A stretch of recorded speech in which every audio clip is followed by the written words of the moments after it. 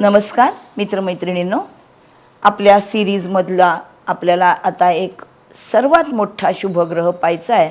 त्याचं नाव आहे बृहस्पती किंवा गुरु. कुंडलीमध्ये गुरुचं स्थान काय आहे किंवा गुरुचं महत्त्व काय आहे? आता सगळ्या लोकांना थोडं थोडं ॲस्ट्रॉलॉजीबद्दल कळायला लागलेलं असतं की गुरु आत्ता ह्या राशीत आहे, शनी या राशीत आहे. पण म्हणजे गुरु नेमकं आपल्या कुंडलीमध्ये काय महत्त्व दाखवतो आयुष्यातलं हे बघूया. तर गुरुचा आकारच आधी पहिला पृथ्वीच्या 1300 पट मोठा आहे. म्हणजे 1300 पृथ्व्या गुरुमध्ये राहू शकतात, इतका गुरु प्रचंड मोठा आहे. तो सूर्यमालेतला आहे, सूर्याचा प्रकाश त्याच्याकडे पोचतो, पण त्याच्याकडे जमीन नाही आहे. तो गॅस जायंट, वायूचा गोळा आहे. गुरु हा वायूचा गोळा आहे आणि तो आकाश तत्वाचा कारक आहे. आकाश तत्व म्हणजे आकाश, ज्याला एंड नाही. अग्नी, पृथ्वी, वायू, जल यातलं कुठलंही तत्व त्याचं नाही. तो आकाश तत्वाचा कारक आहे. त्याच्यामुळे कुंडलीतला गुरु काय करतो, तर तो मोठ्या ध्येयांकडे माणसाला घेऊन जातो. एवढंसं काहीतरी मिळवणं हे त्याचं ध्येयच नाही आहे. आणि आयुष्यामध्ये आयुष्य सुरळीत जाण्यासाठी सामान्य जीवन जगणार का, सर्वसाधारण आयुष्य जगणार का, विशेष काही करणार का, हे सगळं तो दाखवतो. आणि हे जे काही आयुष्य जगणं, प्रगती करणं, हे माणसाच्या हातात आहे. दुसऱ्या कोणीतरी काहीतरी केलं म्हणून माझ्याकडे असं झालं असं होत नाही. हा कर्माचा सिद्धांतच आहे. परत परत मी माझ्या चॅनलवरती सांगत असते, astrology is nothing but philosophy. हे गीतेमध्ये सांगितलेलं तत्त्वज्ञान आहे, तेच ॲस्ट्रॉलॉजीमध्ये आहे. गुरु काय, सगळेच ग्रह जे सूर्यमालेमधले आहेत त्यांच्याकडे स्वतःचा प्रकाश नाही. ते सूर्याच्या गुरुत्वीय बल, चुंबकीय बलामुळे सूर्याभोवती ठराविक कक्षेतनं फिरतात. त्यांच्या ठराविक प्रत्येकाच्या वेगाने फिरतात आणि सूर्याकडून प्रकाश त्यांना परावर्तित प्रकाश मिळतो. गुरु हा सूर्यापासून उष्णता घेतो आणि बाहेर फेकतो, म्हणून तो प्रतीक आहे स्वतः संधी निर्माण करणारा. कुणाच्या तरी पावलांवर पाऊल ठेवून पुढे चालत जायचं हे गुरुचं काम नाही. स्वतः संधी निर्माण करणारा, प्रेरणा देणारा, उत्सुकतेने काम करणारा, खुल्या मनाने काम करणारा. आणि त्यामुळे गुरुप्रधान व्यक्ती किंवा कुंडलीमध्ये आपण कारकस्थानं पाहिली गुरुची 2, 5, 7, 9, 11 या स्थानांमध्ये जर कुंडलीमध्ये गुरु असेल आणि तो शुभ असेल म्हणजे काय, स्वतःच्या राशीत, मित्राच्या राशीत, अस्तंगत नाही, अशुभ ग्रहाच्या बरोबर नाही, अशुभ ग्रहाच्या दृष्टीत नाही आणि नीचीचा नाही. एवढा सगळा सर्वसाधारण शुभग्रह असतो गुरु हा. असा जर असेल तर तुमचं आयुष्य, तुमचं जग मोठं होतं आणि आयुष्य खुलून जातं. गोचरीतला गुरु कुंडलीतल्या गुरुशी जेव्हा शुभयोग करतो, म्हणजे तुमच्या कुंडलीमध्ये जे ग्रह लिहिलेले आहेत ते तुमच्या जन्माच्या वेळेचा आरसा आहे तो ग्रहांचा, आकाशाचा. पण सगळे ग्रह तिथेच नाही थांबलेत ना, ते तुमच्या आयुष्यभर ग्रह फिरत राहिलेले आहेत. त्यामुळे गोचर म्हणजे दृग्गोचर होणं, स्वतःच्या दृष्टीला समोर दिसणं म्हणजे करंट प्लॅनेट्स, याला गोचर म्हणतात. जे ग्रह आत्ता ज्या राशीत आहेत ते त्या ग्रहाचं गोचर. आत्ता गुरु मिथुन राशीमधून चाललेला आहे, याला म्हणतात गुरुचं सध्याचं गोचर. तर ह्या गुरुशी जेव्हा कुंडलीमध्ये असलेला गुरु शुभयोग करेल, म्हणजे समजा एखाद्याच्या कुंडलीमध्ये गुरु आहे तो तुळेमध्ये आहे. तुळ रास ही कामत्रिकोणातली रास आहे. मिथुन, तुळ, कुंभ हा कामत्रिकोण आहे आणि गुरुला 5वी, 7वी आणि 9वी दृष्टी आहे. त्याच्यामुळे मिथुनेतला गुरु हा तुळेकडे आणि कुंभेकडे बघतो. तुमचा गुरु तुळेमध्ये आहे, तर जेव्हा कुंडलीतल्या गुरुचा आणि गोचरीच्या गुरुचा शुभयोग होतो, म्हणजे त्याच्यावरून जातो नवपंचम योग होतो, युती योग होतो, तेव्हा तुमचं नशीब उघडतं.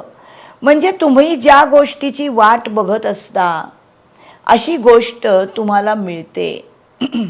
ज्यांची धनुरास आहे त्यांच्या कुंडलीमध्ये आत्ता गोचरीचा गुरु समोर आलेला आहे 3 आकड्यामध्ये.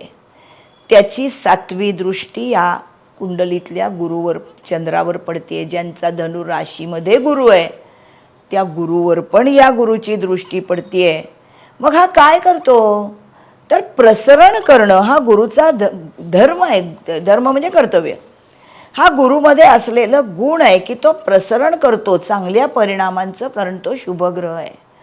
त्यामुळे गुरुची दृष्टी गोचरीच्या गुरुची कुंडलीतल्या गुरुवर पडणं हे अतिशय उत्तम समजलं गेलं. ते ज्या स्थानामध्ये असतो कुंडलीतला गुरु आणि गोचरीचा त्याच्याकडे बघतो त्या स्थानाचे परिणाम प्रचंड प्रसरण होतात, उत्तम पद्धतीने देतो. मग गुरु म्हणजे काय तर गुरु म्हणजे शहाणपणा, ज्ञान, प्रगती, नशिबाचा कारक, कारण भाग्यस्थानाच्या स्वामी आहे धनुराशीचा म्हणून, आणि स्वातंत्र्य प्रचंड प्रिय आहे गुरुला. त्याच्या जवळ किंवा त्याच्या संबंधामध्ये जे काही येतं, त्याच्या दृष्टीत जे काही येतं त्याचं प्रसरण होतं. गुरु आपला दृष्टिकोन कायद्याच्या बाजूने आणि तत्वाचा बनवतो. गुरुचं तत्व आकाश तत्व आहे. त्यामुळे ज्ञान घेणं याला मर्यादा नाही आहे. कुणीही कोणाच्याही ज्ञान घेण्याला मर्यादा घालू शकत नाही. कुठल्याही माणसाची, कुठल्याही ज्ञानाची कुठेही मोनोपोली नाही. कुठलाही माणूस कसलंही ज्ञान घेऊ शकतो, केव्हाही घेऊ शकतो, त्याला कसली मर्यादा. त्यामुळे गुरुचा दृष्टिकोन हा शहाणपणाकडे आहे ज्ञानातून, आणि दुसरा कायद्याच्या बाजूचा आहे. गुरु का कायद्याच्या बाजूचा आहे कारण तो सप्तमाचा कारक आहे. 2, 5, 7, 9, 11 ही कारक स्थान आहेत गुरुची. सप्तम स्थान हे कुंडलीच्या अनुदित गोलार्धाला उदित गोलार्धाशी जोडणाऱ्या तूळ राशीचं आहे निसर्ग कुंडलीप्रमाणे. तर हा जो गुरु आहे सप्तमातला, हा लीगल मॅटर्स, लीगल करार हे सप्तमस्थान दाखवतं. तराजू आहे सप्तमस्थानाच्या तूळ राशीचं चिन्ह आहे. त्यामुळे हा कायद्याच्या गोष्टींमध्ये असतो, हा करार करतो. आणि गुरुचं जे भ्रमण आहे हे ठराविक गतीने गुरु फिरतोय. जसं रवी रोज 1 अंश फिरतो, 30 दिवसात 30 अंश, 1 रास पूर्ण करून पुढच्या राशीत जातो. चंद्र दर 2 तासाला 1 अंश फिरतो आणि 60 तासात म्हणजे 2.5 दिवसात रास बदलतो. बुध 88 दिवसात पृथ्वी सूर्याभोवतीची एक प्रदक्षिणा पूर्ण करतो. शुक्र साधारण महिना ते 1.25 महिना एका राशीमध्ये 30 अंश फिरतो. मंगळ 45 दिवस एका राशीत असतो. आणि गुरु हा साधारण 12 ते 13 महिने एका राशीमध्ये असतो. त्यामुळे दर 12 वर्षांनी गुरु परत त्याच जागी आला की एक तपानी तो आलाय. त्यामुळे त्याच जागी आलेला गुरु जे काम करणार आहे, त्या स्थान जे गोष्टी दाखवतंय त्याच गोष्टी परत नव्याने सुरू होतात. गुरु हा अध्यापक आहे, शिक्षक आहे चांगला. त्यामुळे जर शिक्षकाचं काम दशमातला गुरु करत असेल, 12 वर्षांनी परत तिथेच गुरु आला की हा अर्थत्रिकोणामध्ये आलेला आहे.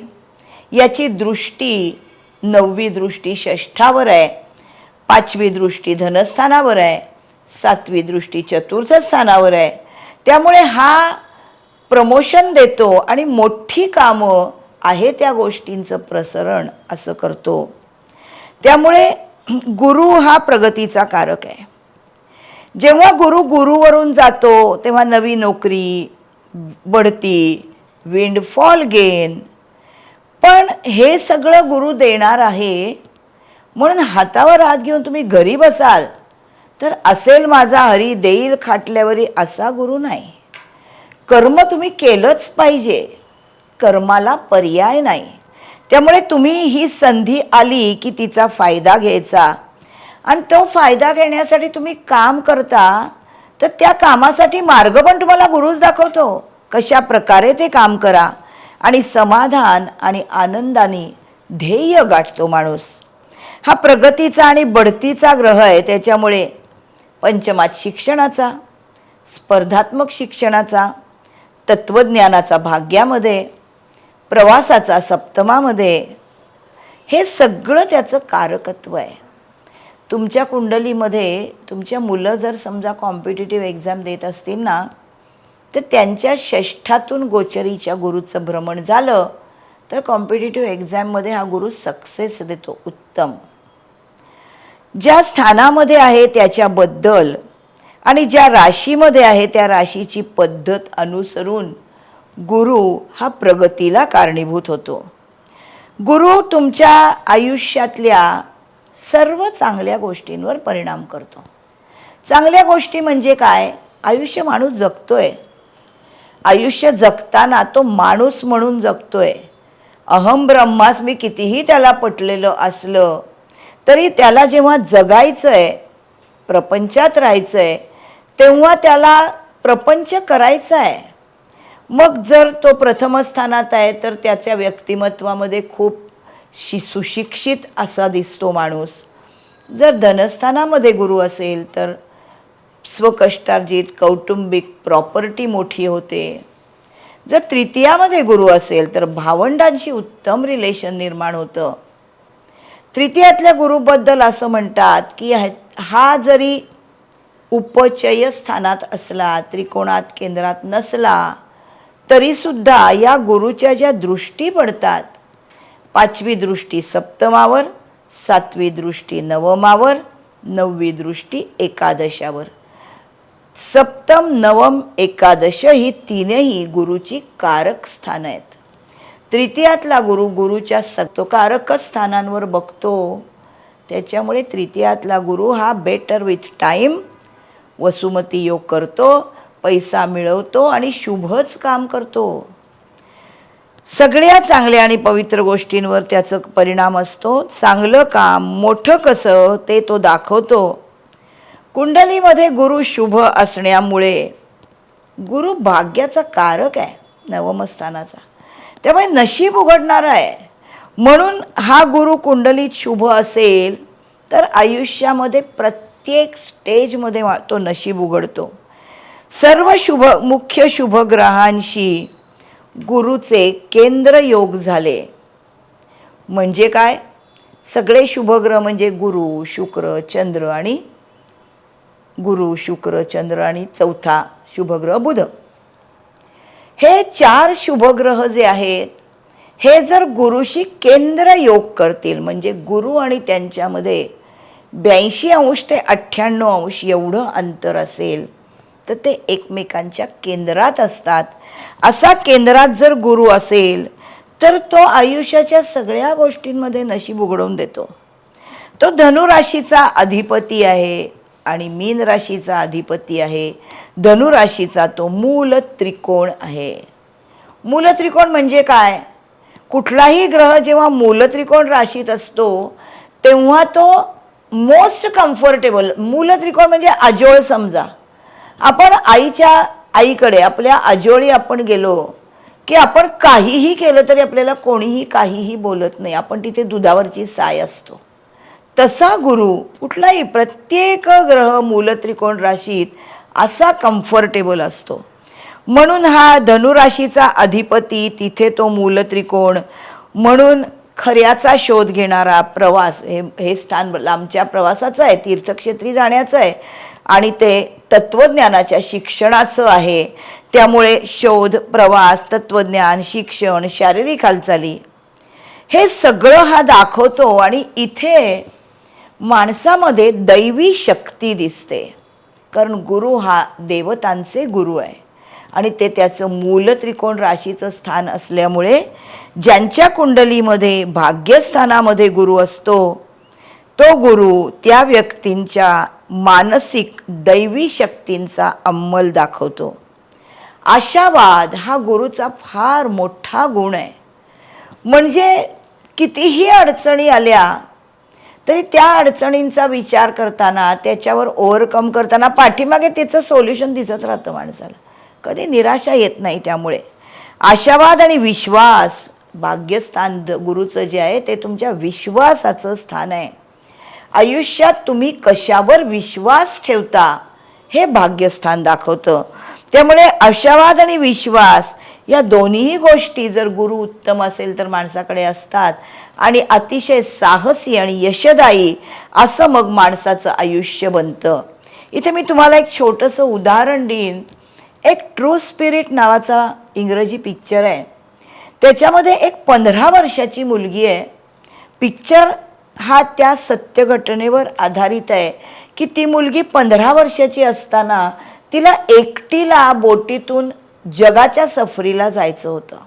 हे तिचं स्वप्न होतं. तिच्या स्वप्नाचा पाठपुरावा आईवडिलांनी पण केला. तिला अजून 2 भावंडं होती, एक भाऊ आणि एक बहीण.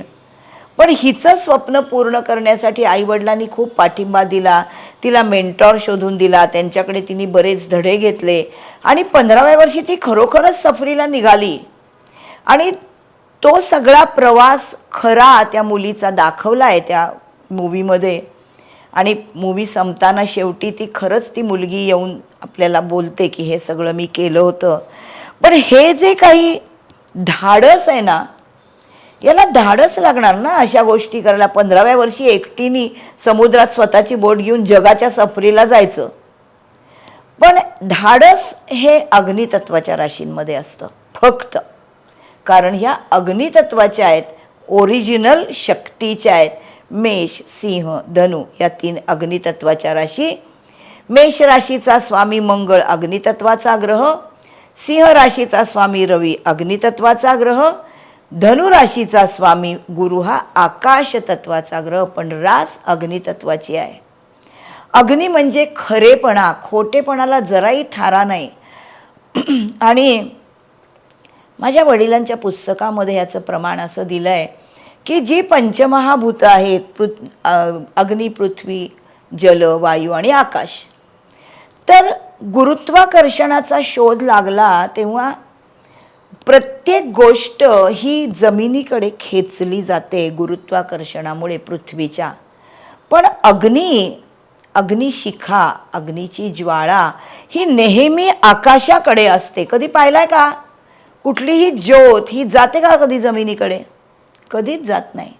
कारण सूर्य हा प्रथम अग्नी आहे आणि अग्नीची शिखा ही सूर्याचं रूप आहे. त्यामुळे आपल्याकडे अग्नीची पूजा करण्याची प्रथा आहे. फार पूर्वी प्रत्येकाच्या घरामध्ये अग्निहोत्र असायचं. 24 तास अग्नी प्रज्वलित असायचा, जो तुमच्या स्वतःच्या शरीरातला पंचमहाभूतामधलं तेज आहे. त्यामुळे अग्नितत्वाच्या राशीतला गुरु हा अप्रतिम सुंदर परिणाम देतो. गुरुच्या कुंडलीतल्या स्थानावरून तुम्ही कोणत्या क्षेत्रामध्ये थोडी रिस्क घेणार आणि पुढे जाणार हे दिसतं. रिस्क का घेणार? कारण तो अग्नितत्वाच्या राशीचा मूलत्रिकोण आहे. अग्नितत्वाच्या राशी रिस्क घ्यायला कधीच मागे पुढे बघत नाहीत. आपल्याला 4 तत्व माहिती आहेत राशींचे आणि त्यावरनं 4 त्रिकोण माहिती आहेत. मेष, सिंह, धनु या अग्नितत्वाच्या धर्मत्रिकोणातल्या राशी यांना रिस्क टेकिंग हा अतिशय आवडीची गोष्ट आहे. त्या कशाला घाबरत नाहीत, कशालाही घाबरत नाहीत मेष, सिंह, धनु राशीची माणसं. प्रोव्हायडेड यांचा राशीस्वामी कुंडलीत शुभ असला पाहिजे. वृषभ, कन्या, मकर हा अर्थत्रिकोण पृथ्वी तत्वाच्या राशीचा आहे. ही माणसं जमिनीत पाय घट्ट रोवून आहेत, अतिशय कॉन्झर्वेटिव्ह आहेत आणि यांना सहसा रिस्क नको आहे. विथ प्लॅनिंग प्रत्येक गोष्ट करतात. डिटर्मिनेशन पक्क असतं आणि प्रत्येक गोष्ट तपासल्याशिवाय हे हातात घेत नाहीत. ऐन वेळेला करायचं काम हे यांच्या पचनी पडत नाही. तिसरा त्रिकोण आपण पाहिलाय वायुतत्वाचा कामत्रिकोण.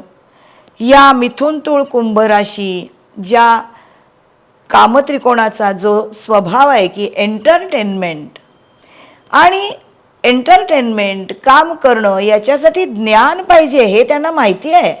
त्यामुळे कितीही ज्ञान घ्यायला त्या तयार आहेत आणि मौज मजा करतात. मिथुन, तुळ, कुंभ राशीची माणसं आयुष्य समरसून जगतात. आणि चौथा त्रिकोण आपण पाहिला मोक्ष त्रिकोण, जो जलतत्वाच्या राशींचा आहे. त्याच्यामध्ये येते कर्क, वृश्चिक, मीन. चंद्र, मंगळ आणि गुरु या राशींचा आहे. हे जलतत्वाचे आहेत. त्यामुळे अतिशय खोल भावनात्मकता आणि ॲब्सॉर्प्शन. इथे मीन रास गुरुची आहे, धनुरास अग्नितत्वात आहे, मीन रास गुरुची ही जलतत्वात आहे. इथे याच्याकडे ज्ञानाचं ॲब्सॉर्प्शन आहे आणि जे ज्ञान आहे त्या ज्ञानाचा विनियोग स्वतःच्या ओळखीकडे जाण्यासाठी हा गुरु करतो. मी कोण आहे, अहम ब्रह्मास्मी, हे हिंदू धर्माचं तत्व हिंदू ॲस्ट्रॉलॉजीमध्ये पण आहे. त्यामुळे आपल्या कुंडलीतला अष्टमापासून सुरू होणारा जो एकांत वास आहे, अष्टमस्थान, आपली कुंडली गीतेशिवाय वेगळं काहीच सांगत नाही. अष्टमस्थान हा ज्ञानयोग आहे, भाग्यस्थान नवमस्थान हा भक्तियोग आहे आणि नंतर आपल्या लक्षात आल्यावर कर्म करणारा माणूस म्हणून नंतर येणारा कर्मयोग आहे. यामधून टँजिबल इनटँजिबल लाभ मिळाल्यावर एकच पायरी राहिली व्ययस्थानाला, ज्याला मोक्ष त्रिकोणाचं स्थान म्हणतात. तिथे माणूस स्वतःचा आनंद शोधण्यासाठी, स्वतःचा शोध घेण्यासाठी अहम ब्रह्मास्मी म्हणजे काय हे तिथे त्याला कळतं. म्हणून त्याला मोक्ष त्रिकोणाचं तिसरं स्थान असं म्हणतात.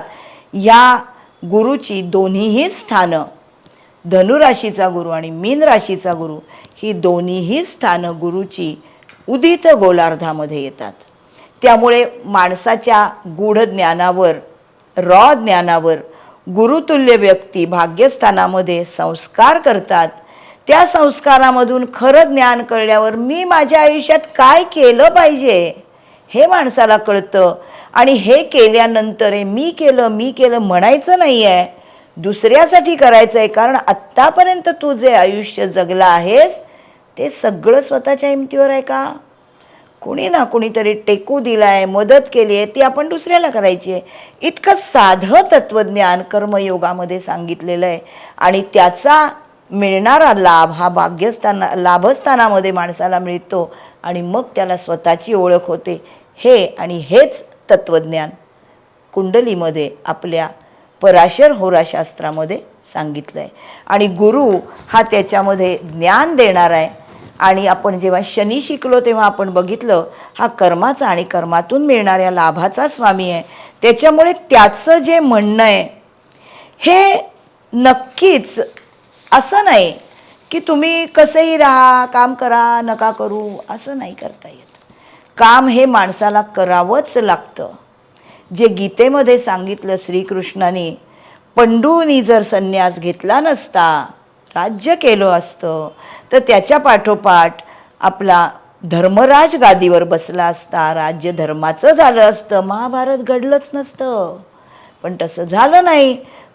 पंडूनी कर्म करायचं सोडलं. मग धृतराष्ट्राच्याकडे गादी आली आणि मग धृतराष्ट्राचा मुलगा दुर्योधन हा पांडवांच्या पेक्षा आधी जन्माला आलेला म्हणून तो राजा झाला आणि मग अधर्माचं राज्य, त्यामुळे कृष्णाला जन्म घ्यावा लागला आणि मग महाभारत घडलं. Astrology is nothing but philosophy, हे परत दिसतं. गुरु हा एक्सपान्शनचा कारक आहे. गुरु आणि शनीमध्ये काय साम्य आणि काय फरक आहे?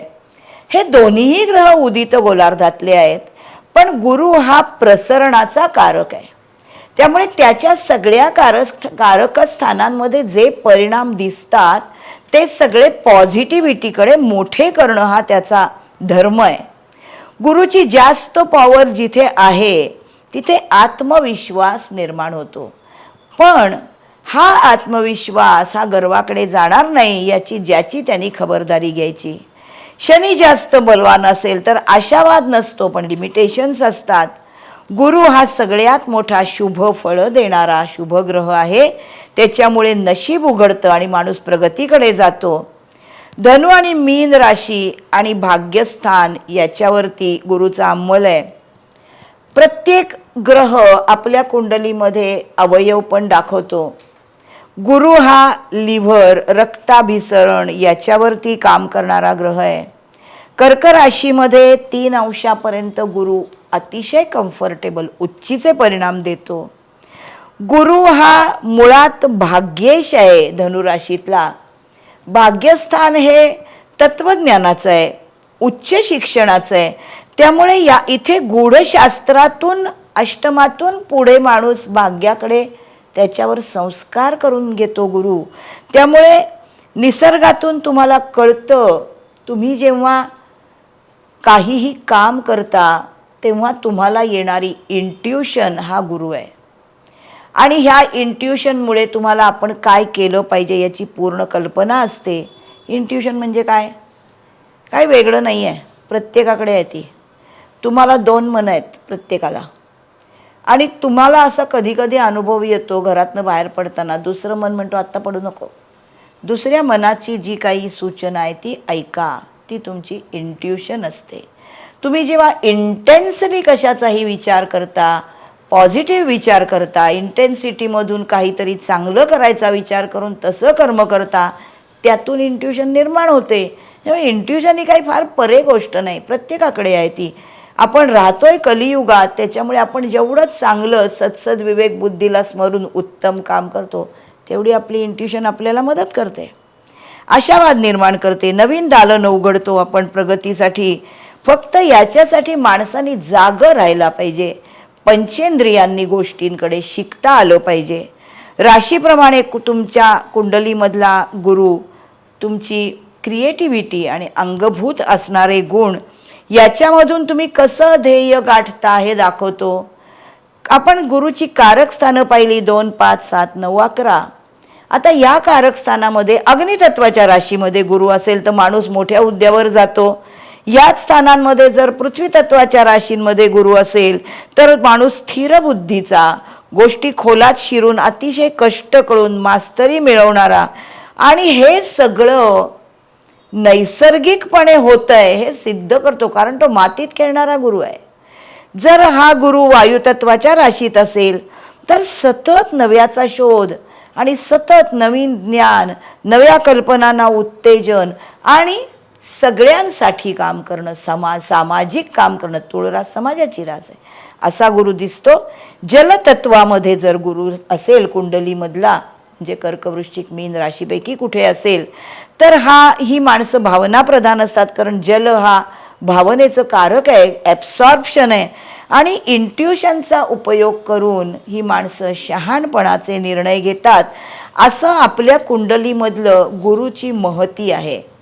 आपापल्या कुंडलीमध्ये गुरु कुठे आहे हे कारकस्थानाच्या वेळेला तुम्ही पाहिलंच आहे. आपण ह्या पुढचा एपिसोड करणार आहोत.